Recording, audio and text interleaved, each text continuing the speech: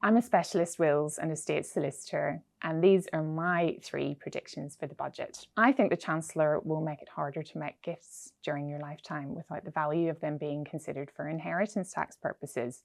So what this means is when you gift money or property, at the moment, the 7-year rule applies. So if you survive for 7 years after making the gift, it falls outside of your estate for inheritance tax purposes. After the first 3 years, there's what we call taper relief.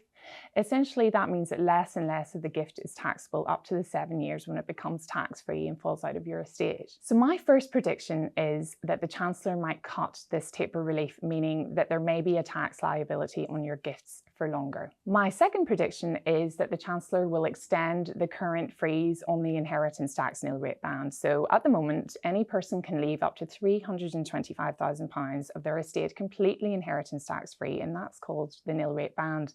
And that's been frozen up to the 2029-2030 tax year. That rate has been frozen since 2009, and with inflation, that £325,000 in 2009 would actually be worth £550,000 in 2029. So already that means an extra £125,000 of your estate will be taxable, which wouldn't have been if the nil rate band had increased in line with inflation. So I think the Chancellor might extend this beyond 2030, meaning that in real terms, even more of your estate will be subject to inheritance tax. So now my final prediction, well, I've mentioned taper relief on gifts already, but of course, there's nothing to stop the Chancellor from extending the 7-year rule on lifetime gifts to, say, 10 years, or even introducing an actual cap on what you can gift. Either of these things, or indeed both of them, could well happen, and there's certainly some talk about the Chancellor introducing a limit on the amount you can gift during your lifetime. Check back in a few days' time to see how I did.